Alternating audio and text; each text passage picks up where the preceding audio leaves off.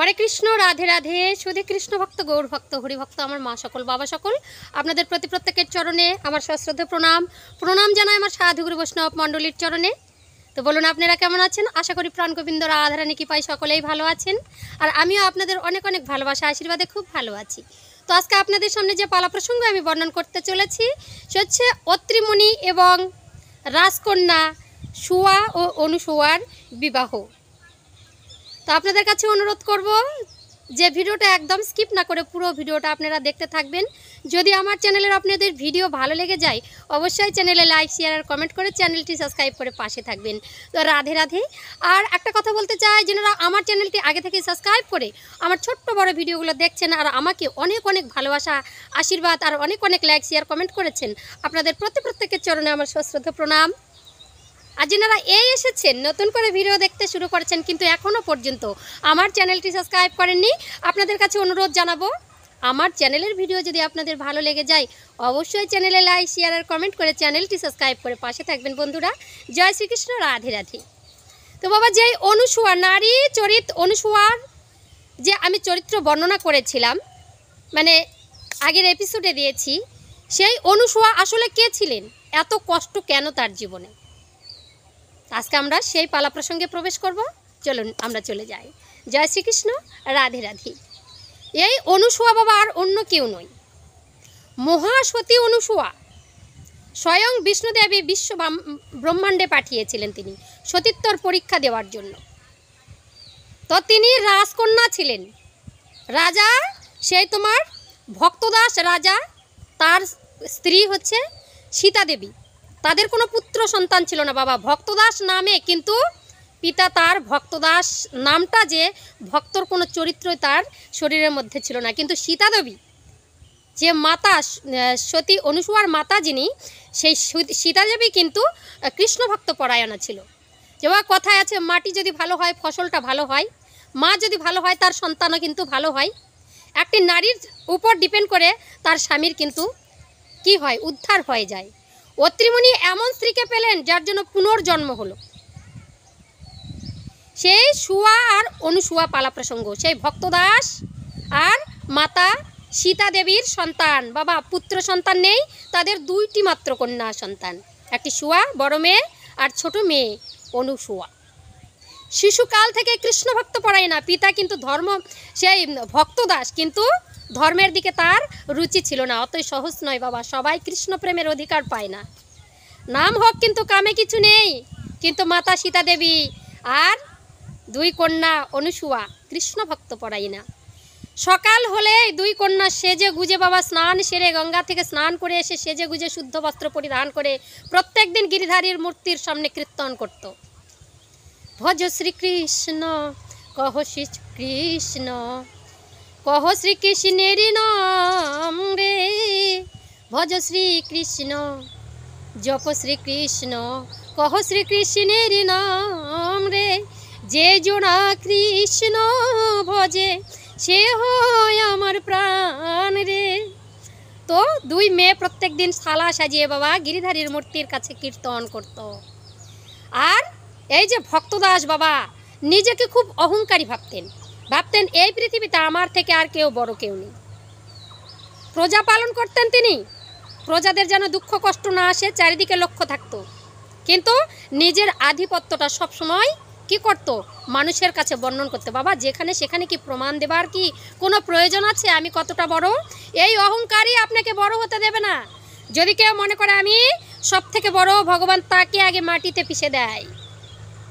তো ভক্তদাস একদিন দুই কন্যা কি করেছে, গিরিধারীর সামনে কীর্তন করছে, সুন্দর করে সেজেছে দুইটি কন্যা বাবা, রাজকন্যা। আর পিতা গিয়ে বলছে, মা রে মা, সুয়া অনুসুয়া, বলো তো মা, আজকে তোমাদেরকে একটি প্রশ্ন করব। তোমরা যে এত মহা সুখে বাস করছো, এত সুন্দরভাবে তোমরা যে জীবনযাপন করছো, সেটা কার ভাগ্যে মাগো বলো তো? কে কার ভাগ্যে খায় বলো? সঙ্গে সঙ্গে দুই কন্যা এসে বাবা কৃষ্ণ ভক্ত বাবা, যে জন কৃষ্ণ ভজে সে বড় চতুর চালাক মেয়েরা বলছে, পিতা আমরা আমরা আমরা নিজেদের ভাগ্যেই খাই, আর আমাদের ভাগ্য বিধাতা হচ্ছে ভগবান শ্রীকৃষ্ণ, তার দয়ায় আমরা এই শরীর জীবনযাপন ধারণ করছি। চুপ করো মূর্খ, চুপ করো। শুরু হয়ে গেল বাবা জীবনের অভিশাপ। চুপ করো। আমি ছোট থেকে মানুষ করেছি, বড় হয়েছ, আমার ধন সম্পদ ভান্ডার সে খালি করে দিচ্ছ, আমি যা কিছু দিয়েছি সব কিছু খাচ্ছ, দাচ্ছ, ঘুরছো, আর মনে মনে এই পরিকল্পনা তোমাদের, তোমাদের কৃষ্ণ খাওয়াই, আজকে দেখাচ্ছি তোমাদের মজা। সঙ্গে সঙ্গে বাবা ঘটক, সেই ঘটক গোবিন্দ চক্রবর্তীকে খবর দেওয়া হলো। ঘটককে বলছে তাড়াতাড়ি এসো, এই দুই কন্যা বড় হয়েছে, এদের ডানা গাজিয়েছে, পিতামাতাকে অমান্য করছে। এতদিন তো বড় করলাম, শিক্ষায় দীক্ষায় বড় করলাম, পেটের মধ্যে কালো বিদ্যা ঢুকেছে কি না ঢুকেছে তাতেই বলছে আমরা কৃষ্ণের দয়ায় খাই, দেখাচ্ছি মজা। গোবিন্দ দাস চক্রবর্তী চলে গেলেন বরের সন্ধান করতে বাবা। খুঁজতে খুঁজতে বলেছে সকালবেলা যার মুখ দেখবে তাকেই দুই মেয়েকে সমর্পণ করব। গোবিন্দ দাস চোখ ঘুষতে ঘুষতে বাবা দেখেছে এক গহীন কান্তর জঙ্গলের মধ্যে এক মুনি ঋষি, সারা শরীর গায়ের মধ্যে কুষ্ঠ জরা জীর্ণ ব্যাধি, নখগুলো খুলে খুলে পড়ছে বাবা, নখগুলো খুলে খুলে পড়েছে। সঙ্গে সঙ্গে তারই বদনে হেরেছে, রাজামশাইকে প্রতিশ্রুতি দিয়েছে যার বদনে দেখবে তার সঙ্গে এই দুই মেয়েকে সমর্পণ করবে। জীবনে নেমে এলো অন্ধকার কালো ছায়া বাবা। ভক্ত হওয়া সহজ কথা নয়, সব ভগবানেরই কিন্তু চক্রান্ত। ভগবানকে ভালোবাসবেন, ঘরের মধ্যে কীর্তন করছেন, সাধু সঙ্গে গিয়েছেন, সংকীর্তনে গিয়েছেন, কৃষ্ণ নামটা বলছেন না, আর আপনার মুখের কৃষ্ণ নাম উচ্চারণ করে কত কত পোকামাকড় জীব জন্তু সব কিছু উদ্ধার হয়ে যেতে পারে বাবা। যেই নাম সেই কৃষ্ণ ভজনিষ্ঠা করি, আর নামেরই সহিত আছে আপন শ্রীহরি। শোনো শোনো রে ভাই নাম সংকীর্তন, যেই নাম শ্রবণে হয় পাপে বিমোচন। নাম শ্রবণ করতে গেলে হবে না, হৃদয় থেকে আস্বাদন করতে হবে, মুখেও তার সঙ্গে সঙ্গে বলতে হবে। ভাগবতের আসরে যাবেন, ভাগবত পাঠক কি বলছেন, যদি কৃষ্ণ নাম কীর্তন করতে বলে জোরে জোরে উচ্চস্বরে কীর্তন করতে হবে। একদিন রামকৃষ্ণ পরমহংসদেব, দক্ষিণেশ্বরে যে ছিলেন রামকৃষ্ণ পরমহংসদেব, কালী মায়ের ভক্ত, তিনি কি করেছেন, একদিন গঙ্গায় স্নান করতে গিয়েছেন, আর বাবা নববধূ বিয়ে করে নিয়ে এসেছেন, সদ্যজাত এই যে নববধূ এক ঘরের কোনায় বসে বসে কীর্তন করছেন, হরে হরে হরে হরে হরে হরে হরে হরে, সঙ্গে সঙ্গে থমকে দাঁড়িয়েছেন। এ কেমন কীর্তন বাবা? প্রচলিত এই যে চলিত ভাষা দিয়ে ওই কৃষ্ণ রামকৃষ্ণ পরমহংসদেব ওই কথা বলছেন, আঞ্চলিক ভাষা। আরে বাপের জন্মে তো আমি এমন কীর্তন কোনো জায়গায় শুনিনি বাবা। কোথায় এমন কীর্তন হচ্ছে? গঙ্গা জলে স্নান না করতে গিয়ে ওই বাড়ির মধ্যে প্রবেশ করছে, ওগো কে আছিস মা, দরজাটা একটু খোল। সঙ্গে সঙ্গে নতুন বউ দরজা খুলেছে, ঠাকুর আপনি এত সকাল সকাল? তাড়াতাড়ি ঠাকুরকে বসবার আসন দিচ্ছে। বাবা শিক্ষণীয় কিছু গল্প আমাদেরকে শ্রবণ করতে হয়। বসবার বলছে, মারে তুই এত আমাকে নিয়ে এত ব্যস্ত হতে হবে না। আচ্ছা মা শোন তো, এতদিন আমি কীর্তন শুনেছি, বাপের জন্মেও তোর মুখের যে কীর্তন আমি শুনিনি। হরে হরে এগুলো কি কীর্তন? বলছে ঠাকুর আপনাকে তো সবাই বুদ্ধিমান বলে জানে, এখানে আপনার নাম ডাক রয়েছে। দক্ষিণেশ্বর মায়ের মন্দিরের আশেপাশের যারা ছিল বাবা ভক্তবৃন্দ সবাই রামকৃষ্ণ পরমহংসদেবকে গুরু মানতেন। তাহলে আপনি এই কথাটাও বুঝতে পারলেন না? বলছে কি হরে তার মানে হরের পরে কৃষ্ণ হবে, তো কৃষ্ণ হচ্ছে আমার স্বামীর নাম, আর রাম হচ্ছে আমার ভাসুরের নাম। কিভাবে আমি সকাল সকাল ঘুম থেকে উঠে ওই ভাসুর আর স্বামীর নাম কি উচ্চারণ করতে পারি? ওরে বেটি তুই তো আমাকে ফিদা বানিয়ে দিলি। আরে এই কৃষ্ণ নাম হরি নাম, এটা তোর ভাসুর শ্বশুর নয়, এটা হচ্ছে স্বয়ং ভগবানের নাম। যতবার শ্রবণ করবেন ততবার উচ্চস্বরে বলবেন, আর মনের মধ্যে গুণকীর্তন করে মুখে যদি প্রকাশ করা যায় যত জোরে জোরে বলবেন, আশেপাশের জীব জন্তু পোকা মাকড় পশু পাখি যা আছে উদ্ধার হয়ে যাবে বাবা। জয় জয় নিতাই গৌর সীতানাথে প্রেমানন্দে হরি হরি বল হরি বল হরি বল। দুই মেয়ে বসে বসে বাবা কীর্তন করতো, বাবার সহ্য হতো না, নামে তার রুচি নেই, ভক্তি নেই। ভক্ত কি সবাই হতে পারে? আর যারা ভক্ত হয় তাদেরকে গুণে গুণে পরীক্ষা দিতে হয়। ভগবানের শ্রীকৃষ্ণের পরীক্ষার মুখে পড়লেন দুই সতী কন্যা সুয়া আর অনুসুয়া। যেই না বাবা ঘটক গোবিন্দ দাস ওই যে দেখেছেন বনের মধ্যে একটা বসে আছে এক মুনিবর, তার দেহের মধ্যে সারা দেহ কলেবর যেন খসে পড়ছে, তাকে দেখে দৌড়ে গিয়ে রাজামশাই পাত্রের সন্ধান পেয়েছি। ওগো, বিবাহ হলে আমাদের কি হয় বাবা? বাড়ির মধ্যে ধুমধাম হয়, ঘটা করে সানাই বাজে, ব্যান্ড বাজে, উলুর ধ্বনি পড়ে, আয়ুলি হয়, আবার জল সাজানো হয়, কিচ্ছু হলো না। রাজকন্যা হলে কি হবে?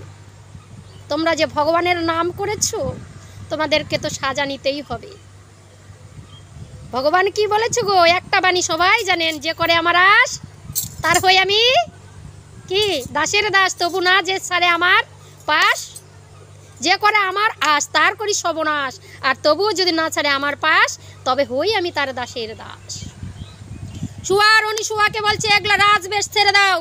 সঙ্গে সঙ্গে ঘর থেকে লাল পাড়া শাড়ি, মাকে বলছে লাল পাড়া সীতা তুমি তাড়াতাড়ি লাল পাড়া শাড়ি নিয়ে এসে দুই মেয়েকে সাজিয়ে দাও। সঙ্গে সঙ্গে দুই মেয়েকে লাল পাড়া শাড়ি দিয়েছে। কানের যত সুন্দর সোনার কুণ্ডলি সব খুলে নিল, গলার হার, হাতের যত শাখা মানে চুড়ি সাজসজ্জা সব ছেড়ে দিয়ে লাল পাড়া শাড়ি নিয়ে দুই মেয়েকে নিয়ে চলেছে। চলো আজকে তোমাদেরকে দেখাচ্ছি মজা, তোমাদের কৃষ্ণ কেমন বাঁচাতে পারে। সঙ্গে সঙ্গে বনের মধ্যে নিয়ে গিয়েছে, বলছে পিতা আমাদেরকে কোথায় নিয়ে আসলে? তোমাদের বিবাহ দেব। স্বামী কোথায়? ওই যে বনের মধ্যে বসে আছে। পিতা আমরা কি দেখছি? ওটা আমাদের স্বামী হবে, যার সারা শরীরে কুষ্ঠ জরাবিদ, যার সারা আঙ্গুলগুলো খসে পড়েছে, তাদেরকে আমাদের বিবাহ করতে হবে। কেন তোমাদের কৃষ্ণ বাঁচাবে না? এই না বললে আমার ভাগ্যে খাও না। আজকে পিতামাতা যদি বিবাহ দেয় বাবা, ভালো ঘরে দেয়। মেয়ে তো ভুল করেছে, তাই না, যে আমরা তোমার ভাগ্যে খাই না। মূর্খ তো, তার পিতা তো নাস্তিক। সঙ্গে সঙ্গে বলছে এখানে ছেড়ে দিয়ে যাও। পিতা ক্ষমা করুন পিতা, আমরা ভুল করেছি, আমাদেরকে নিয়ে চলো। পিতা আর ভ্রুক্ষেপ করলো না, পিছন দিকে তাকিয়ে দেখলো না, ঘোড়াতে উঠে চম্পট দিয়ে দিল বাবা বাড়ির দিকে। আর দুই মেয়ে ওই মুনিবরের কাছে গিয়েছে, আর মুনিবর চমকে উঠেছে, কে তোমরা? কে তোমরা নারী এই গহন কাননে? বলছে আমি শুয়া আর আমি অনুশুয়া। কেন এসেছো? আমরা ভক্তদাস রাজা আর কন্যা, রাজকন্যা হয়ে এই গহীন কাননে, পরনে লাল পাড়ি শাড়ি, আমরা আপনাকে বিবাহ করতে এসেছি। ওগো, রাজকন্যার বিবাহ জঙ্গলের মধ্যে, তা আবার কুষ্ঠ জরাবেধিগ্রস্ত এক স্বামীর হাতে। সর্বনাশ করেছো তোমরা, চলে যাও। আমি বিবাহ করতে পারবো না, কেননা আমারই পেটের ভাত আমি জোগাড় করতে পারি না। আমি সারা শরীর জরাজীর্ণ ব্যাধিতে ভুগছি, মৃত্যু পথযাত্রার জন্য অপেক্ষা করছি, আর তোমরা নাকি আমাকে বিবাহ করবে? না না না না না, এটা অট্ট হাস্যর মতো দেখাচ্ছে। তোমরা চলে যাও, তোমরা রাজকন্যা, আমার কাছে থেকো না। বলছে কোথায় যাব? আমাদের পিতা যে আপনার কাছে সমর্পণ করে গেছে, দয়া করে আপনি আমাদেরকে ঠাঁই দিন, আশ্রয়। আমি তো আশ্রয়হীন, আমি কোথায় দিব তোমাদেরকে আশ্রয়? বলছে তোমার নাম কি? বলছে আমার নাম অত্রি চক্রবর্তী। তোমার কেউ নেই? বলছে আমার কেউ নেই।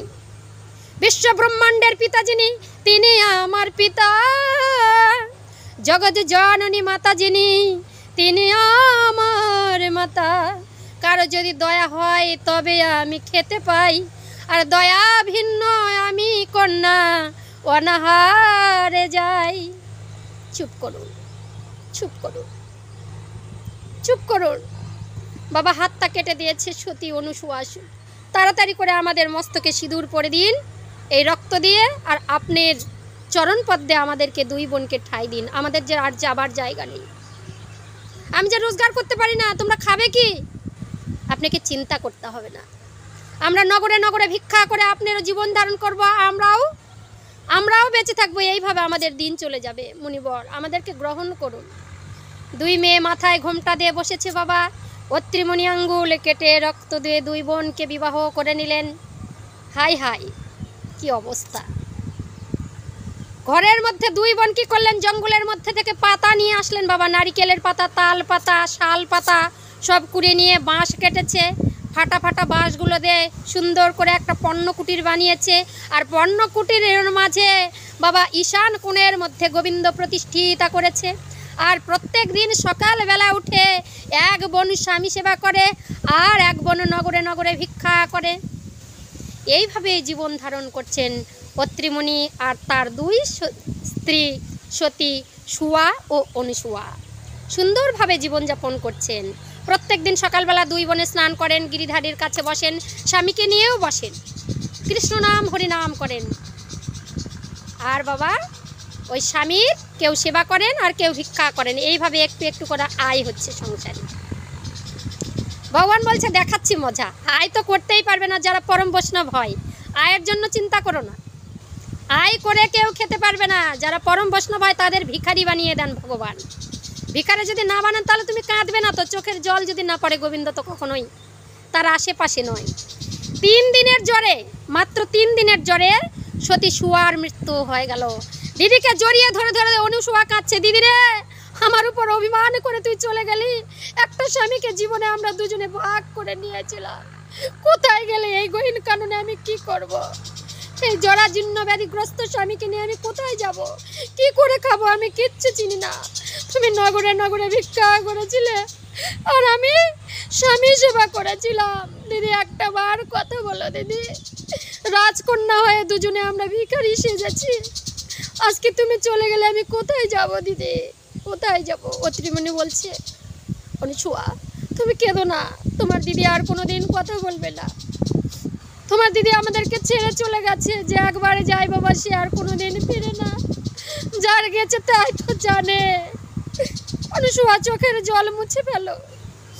সঙ্গে সঙ্গে অনুসুয়া স্বামীর চরণে প্রণাম করে বাবা জঙ্গল থেকে কাঠ কুড়িয়ে নিয়ে এসে দিদির জীবনের সৎ কাঠটা ছিঁড়ে এলেন।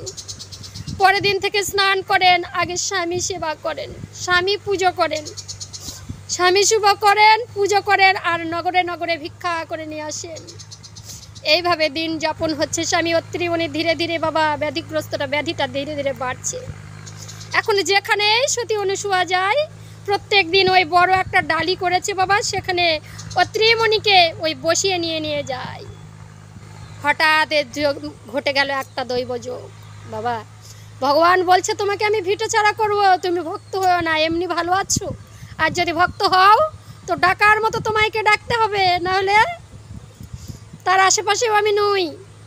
কেমন সতী তুমি? স্বয়ং বিষ্ণুদেব পরীক্ষা দিতে দিয়েছিলেন, আর বিষ্ণুদেব নারদমণিকে পাঠালেন, যাও তো কেমন সতীত্বটা একটু দেখে এসো। মহাসতী কোথায় জন্মগ্রহণ করলো? মহাসতীকে দেখবার জন্য স্বয়ং নারদমণি ঘুরছেন বৈষ্ণবের বেশি বাবা। দেখলেন স্বামী পুজো করেন ওই সতী অনুসুয়া, স্বর্গে গিয়ে খবর দিলেন, মহামায়ার পরীক্ষায় ফেলে দিলেন। আপনারা এর পরের পর্বটা আপনারা শুনেছেন। তো একদিন কি ঘটে গেল বাবা, অত্রিমণিকে ডালাই করে নিয়ে গঙ্গায় স্নান করতে যাচ্ছেন, নদীতে স্নান করতে যান। আর নদীর ধারেই বসত বাবা, আপনারা সবাই জানেন বেশ্যার লক্ষ্য হীরা। লক্ষ্য হীরার নাম শুনেছেন তো? যে লক্ষ্য হীরাকে উদ্ধার করেছিলেন কে বাবা? স্বয়ং হরিদাস ঠাকুর। ওই বেনাপুনির জঙ্গলে 3 লক্ষ বার যিনি নাম করতেন দিনে মাধবী গাছের তলায় বসে, সেই স্বয়ং হরিদাস ঠাকুর লক্ষ্য হীরাকে উদ্ধার করেছিলেন। তো লক্ষ্য হীরা ওখানে বাস বাবা, প্রত্যেক দিন একটা করে পুরুষ চায় বিছানায়। প্রত্যেক দিন যে ওই নদীর ঘাট দিয়ে যাবে এত সুন্দর সেজে গুজে থাকে। লক্ষ্য হীরা যেমন হীরা চকচকে, ওই মেয়েটাও তেমনি সুন্দরী, যে পুরুষই দেখে সেই পুরুষই বলে। অত্রিমণিকে ডালাই করে নিয়ে যাচ্ছে বাবা, আর অত্রিমণি দেখে যেন লোভ সামলাতে পারলো না। সতীকন্যা ঘরের মধ্যে বাবা, নারীরাই কি শুধু বেশ্যা হয়? পুরুষও হয়, দেখুন পুরুষও হয়, এমন অবস্থাটা দেখুন। অত্রিমণি স্ত্রী অনুসুয়া স্নান করে মাথায় করে নিয়ে এসেছেন। স্বামী রাত্রেবেলা বলছে, অনুসুয়া তুমি তো আমার জন্য সব করো, সব করেছো, আমার সেবা, আমার খাওয়া, কখন কি খাবো, আমার কোথায় ঘেমে যাচ্ছে, আমার কোথায় ওষুধ দিতে হবে, কোথায় জড়িবুটি লাগাতে হবে, সারাদিন তুমি এই করো এই করো এই করো। কিন্তু অনুসুয়া আমার যে মনে বড় তৃষ্ণা, আমি তোমার কাছে বলতে পারি? অবশ্যই স্বামী, আপনি অসুস্থ, আপনি কোথাও যেতে পারেন না, ঘরের বাইরে যেতে পারেন না, আপনার মনে বাসনা জাগতেই পারে। অনুসুয়া আমি তোমায় একটা কথা বলতে চাই, তুমি রাগ করবে না তো? না স্বামী না। স্বামী স্ত্রীর মধ্যে কথা বাবা। বলছে অনুসুয়া আমার মনে বড় বাসনা। স্বামী এত ইতস্তত করতে হবে না, আপনার কি হয়েছে আপনি সব বলবেন। আমার যতদিন প্রাণ আছে বাবা ততদিন আমি আপনার চরণ সেবা করে যাব। সঙ্গে সঙ্গে বলছে, ওই যে নদীর ধারে, কার কথা বলছেন? লক্ষ্য হীরা। হ্যাঁ, আমি একটু লক্ষ্য হীরার কাছে 1 রাত্রের জন্য যেতে চাই, 1 রাত্রের জন্য। অনুসুয়া তোমার কাছে অনুরোধ, আমার এই মনোবাসনাটা পূর্ণ করবে না বাবা রে। অনুসুয়ার প্রাণটা কেঁদে উঠল, যার জন্য ঘর সংসার সব ছেড়েছি, নিজের বোনটাও মরে গেল, এখন স্বামীর আশ্রয়ে আছি, যা কিছু করার সব তার মনে আমার জায়গা নেই, একটা বিশ্বার জায়গা। কবে থেকে ভালোবেসেছে আমাকে, কবে থেকে জীবন থেকে সরিয়ে দিয়েছে। বাবারে ভেবে দেখ মন কেউ কারণ মিছে ভ্রম ভূমণ্ডলে, ভেবে দেখ মন কেউ কারণ যার জন্য মর ভেবে সে কি তোমার সঙ্গে যাবে, ভুলে যাবে সেই প্রিয় সে অমঙ্গল হবে বলে, ভেবে দেখ মন কেউ কারো নয়। অনুসুয়া কাঁদছে, চোখের জলটা আড়াল করে মুছেছে। স্বামী আপনি চিন্তা করবেন না, আপনার এই মনোবাসনাটা আমি পূর্ণ করব। অনুসুয়া তুমি কষ্ট পেলে? না না স্বামী, তোমার সুখে আমার সুখ, আমার সুখে তোমার সুখ। যেদিন তোমার হাতে হাতে রেখেছি সেদিনই তো শপথ করেছি, পিতা যখন তোমার আশ্রয় দিয়েছি, তো বাবা মেয়ে যদি মরে তাহলে যাবে জমের ঘরে, আর মেয়ে যদি বেঁচে থাকে তাহলে স্বামীর ঘরে। যত জ্বালা আসুক, যন্ত্রণা আসুক, ঝড় তুফান যতই কিছু আসুক, স্বামীকে ছেড়ে যাব না। অত্রি একদিন ঝমঝম করে চারিদিকে বৃষ্টি বাবা, আর অত্রিমণি রোজই রাত্রেবেলা বলে, অনুসুয়া কবে নিয়ে যাবে তুমি আমার লক্ষ্য হীরার কাছে? ঝমঝম করে চারিদিকে বৃষ্টি, ডালপালা ভেঙে পড়ছে বাবা, আর অমন ঝড় বৃষ্টির রাত্রে অনুসুয়ার স্বামী যেন ছটপট করছে, বলছে একটা বার আমাকে নিয়ে চলো। কামনা বাসনার আগুনে দাউ দাউ করে জ্বলছে অনুসুয়ার স্বামী অত্রিমণির, আর মাথায় করে সুন্দর করে ডালাটি সাজিয়েছে, সাজিয়ে গুজে মাথায় তুলে নিয়েছে অত্রিমণিকে, আর রওনা দিয়েছে গভীর কাননের মাছ দিয়ে। ধরাম করে গাছের ডাল কখনো ভেঙে পড়ছে সতী অনুসুয়ার মস্তকে, তবুও দেখছে স্বামী তোমার লাগেনি তো? বলছে না না আমার লাগেনি অনুসুয়া। আবার সঙ্গে সঙ্গে একদিকে পাশ কেটে যাচ্ছে, ঝমঝম করে চড়াম করে বৃষ্টি বাবা। রাজকন্যা জঙ্গলের পথে পথে স্বামীর মনোবাসনা পূর্ণ করবার জন্য লক্ষ্য হীরার বাড়িতে গিয়েছে। তার আগে পর্যন্ত বাবা লক্ষ্য হীরার মন পাবার জন্য অনুসুয়া 6 মাস কাজ করেছে, কোনো পারিশ্রমিক নেয়নি, বিনা পারিশ্রমিকে। লক্ষ্য হীরা বলছে তুমি তো কাজ করছো, তুমি কিছু নেবে না? বলছে না, যেদিন লাগবে আমি সেদিনই চেয়ে নেব। লক্ষ্য হীরাকে চুপি চুপি বলেছে রাতের অন্ধকারে, লক্ষ্য হীরা একটা মনোবাসনা, আমি এতদিন যে পারিশ্রমিক নেইনি তোমার কাছে একটা আশা আমার। বলে কি? আমার স্বামী একদিন একটা রাত তোমার কাছে থাকবে। বলছে ঠিক আছে। যেদিন অনুমতি দিল লক্ষ্য হীরা, সেদিন চারিদিকে বৃষ্টি বন্যা, সেই ঝড় তুফানের রাত্রেবেলা অত্রিমণিকে নিয়ে চলে এসেছে ওই লক্ষ্য হীরার দরবারে। লক্ষ্য হীরা দরজাটা খোলো। লক্ষ্য হীরা ঝমঝম বৃষ্টি অত্রিমণিকে মাথায় তুলে আছে। যেই না দরজাটা খুলতে বলেছে, লক্ষ্য হীরার কর্ণপাত হলো না, জোরে জোরে ধাক্কা মারলো। আর অত্রিমণি মনে মনে ভাবছে, যাক আজকে আমি এমন জায়গায় পৌঁছেছি। দেখুন বাবা মনোবাসনা, মনোভক্তিটা কেমন। কেউ ভক্তির চোটে বিশ্ব ব্রহ্মাণ্ডে কোনো দেবতাকে মানল না, শুধু স্বামী সেবা করে গেল। আর কেউ এমন প্রেমে লালসায় একটা বেশ্যার কাছে রওনা দিল। দেখেছেন তো পার্থক্যটা? মানুষ কোথায় থাকে গো? আমরাই তো পশু পাখির মতো হয়েছি, তাই না? আমরাই তো পশু, আমাদেরকে কে আর শিক্ষা দেবে? সঙ্গে সঙ্গে কি করেছে, অত্রিমণির ডালাটা নামিয়ে দিয়ে লক্ষ্য হীরার দরজার কাছে যেই না ধাক্কা দিয়েছে, লক্ষ্য হীরা দরজা খুলেছে। সঙ্গে সঙ্গে বলছে আমার স্বামী। ঘরের মধ্যে নিয়ে ইচ্ছে নিয়ে বলছে, কেন তুমি এখানে এলে? বলছে আজকে একটি মাত্র রাত্রি তোমাকে শুধু পাশ কাছে চাই, এই জন্য। আপনি ভুল করেছেন মুনিবর, আপনি খুব ভুল করেছেন। আপনার সারা শরীরে ব্যাধিগ্রস্ত, জরাজীর্ণ দেহটা, শরীরের মাংস খসে খসে পড়ছে। কোনো নারী কি আপনাকে সঙ্গত দিতে পারে? কোনো নারী? কিন্তু আপনার যে স্ত্রী, আমি যে লক্ষ্য হীরা, আমি হীরা নই গো, আমি হলাম ভাঙ্গা কাচের টুকরো, যেখানে পা দিলে আপনার পা থেকে গা থেকে রক্ত ঝরবে। আর ঘরের মধ্যেই আছে আপনার আসল হীরা। হ্যাঁ, হীরাকে ফেলে কাঁচকে হিরে মনে করে তুমি হীরের বাড়িতে, কাঁচের বাড়িতে এসেছো। তুমি ভুল করেছো। এই জীবনে এমন পাপ করেছো যার জন্য সারা দেহটা জরাজীর্ণ ব্যাধি। আজকে তোমার প্রতিব্রস্তা স্ত্রীকে অপমানিত করে আমার কাছে তুমি এসেছো। কোনো স্ত্রী কি পারে যে তোমার মতো একটা ব্যাধিগ্রস্ত স্বামীকে বা পুরুষকে কাছে নিতে? আমি পারবো না। যেখানে তুমি ছিলে সেখানে যাও, সেই তোমার আসল হিরে। এখানে কোথায় এসেছো তুমি? সত্যিই তো বাবা, লক্ষ্যহীরা কাছে নিতে চাইছে না, এত দুর্গন্ধ গা থেকে বেরোচ্ছে।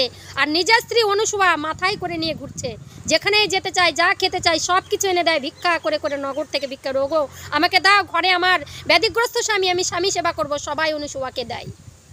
আর আজকে অনুসুয়ার স্বামী দেখুন, লক্ষ্যহীরা কথাটা বলার সাথে সাথে দুই নয়ন দিয়ে ঝরঝর করে জল পড়ছে। কি বাসনা করলাম আমি, আমার সারা শরীর গন্ধ, আমার হাত পা খসে বেড়াচ্ছে, পড়ছে। সত্যিই তো, কে আমায় কাছে টেনে নেবে?